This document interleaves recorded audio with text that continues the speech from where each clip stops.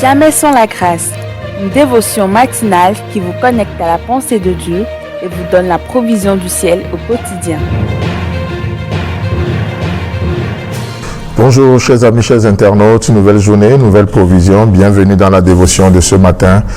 Père, nous te remercions pour qui tu es, pour ce jour aussi. Merci pour ta présence dans ce studio, dans la maison, dans les voitures, pour ceux qui nous écoutent, peu importe le lieu, l'heure, ce matin, viens et parle encore à nos cœurs, dans le nom puissant de Jésus-Christ. Amen. Alors, chers amis, pour ceux qui nous suivent en direct, hier, c'était une parenthèse.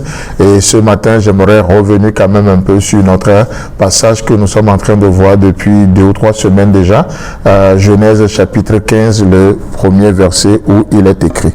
Après ces événements, la parole de l'Éternel fut adressée à Abraham dans une vision en ces termes. Sois sans crainte, Abraham. Je suis moi-même ton bouclier et ta récompense sera très grande. Amen. Ce matin, j'aimerais voir juste la dernière partie de ce verset avec nous. Alors que nous parlons du contenu du message que Dieu nous donne, le message de Dieu n'est pas dépourvu de contenu, n'est-ce pas? Il parle parce qu'il a quelque chose de très important à nous dire. La première chose qu'on avait vue, c'est sois sans crainte. Pourquoi? Parce que Dieu veut nous apprendre des choses et la peur bloque l'apprentissage. Deuxième chose, nous avions vu que au lieu de nous proposer quelque chose ou de nous donner quelque chose, Dieu se propose à nous. Je suis moi-même ton bouclier. Et la troisième chose que nous voyons ce matin, parce que Dieu est lui-même notre bouclier, parce que il est lui-même avec nous, qu'est-ce qui se passe? Il dit ta récompense sera très grande. Vous savez, nous sommes dans un monde où on parle, chaque fois qu'on doit s'engager dans quelque chose, la question c'est qu'est-ce que j'ai à gagner? Qu'est-ce que ça peut m'apporter? Et ça ne date pas d'aujourd'hui. Les Juifs l'ont demandé à Dieu, n'est-ce pas? Qu'avons-nous à gagner en servant l'Éternel? Et l'Éternel n'était pas gêné par la question. L'Éternel a répondu aux Juifs, vous avez telle chose à gagner en me servant. Et vous savez, nous les hommes, on est tellement parfois compliqués, complexés, et il y a des questions qui nous embrouillent, mais Dieu n'est pas du tout gêné. Et malgré qu'il nous aime d'un amour inconditionnel, même si l'homme veut savoir qu'est-ce qu'il a à gagner en le servant, Dieu nous propose des choses. Il a dit aux Juifs, et là Dieu parle à Abraham et il dit, et ta récompense sera très grande. Chers amis, chers internautes, ce matin, je suis en train de vous présenter le Dieu qui nous rémunère, le Dieu des récompenses. N'est-ce pas ce que nous voyons aussi dans Hébreux chapitre 11, le verset 6, il est écrit, or sans la foi, il est impossible de lui être agréable, car il faut que celui qui s'approche de Dieu croit que Dieu existe et qu'il est le rémunérateur de ceux qui le cherchent. Amen. Dieu est le rémunérateur de ceux qui le cherchent. Dieu rémunère, Dieu récompense.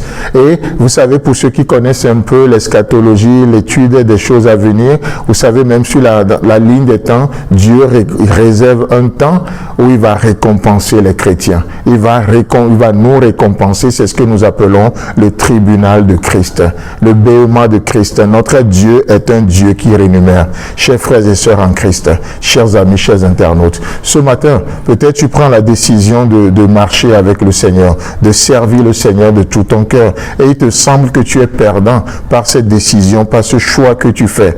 Mais laisse-moi te dire que non, Dieu ne serait jamais endetté vis-à-vis de quelqu'un. Il est le rémunérateur de ceux qui le cherchent.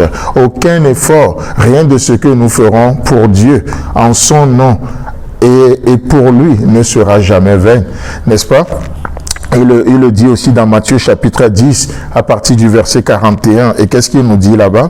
Il dit, celui qui accueille un prophète parce qu'il est un prophète recevra la récompense que le prophète. Je trouve ça extraordinaire. Dans d'autres versions, il est dit, celui qui reçoit un prophète en qualité de prophète recevra la récompense d'un prophète. Et celui qui accueille un juste, parce que c'est un juste, aura la récompense de ce juste-là. Et c'est merveilleux. Et comme ça ne suffit pas, Dieu continue au verset 42. Et si quelqu'un donne à boire ne serait qu'un verre d'eau fraîche au plus petit de mes disciples, parce qu'il est mon disciple, vraiment, je vous l'assure, il ne perdra pas sa récompense. Chers amis, chers internautes, je ne sais pas ce que le Seigneur te demande ce matin de faire, mais j'aimerais juste te rassurer au cas où tu penses que tu es en train de perdre ton temps, au cas où tu penserais que tu es en train de perdre ton énergie, au cas où tu penserais que tu serais en train de perdre ton intelligence, tes habiletés, tes capacités, les opportunités que Dieu te donne.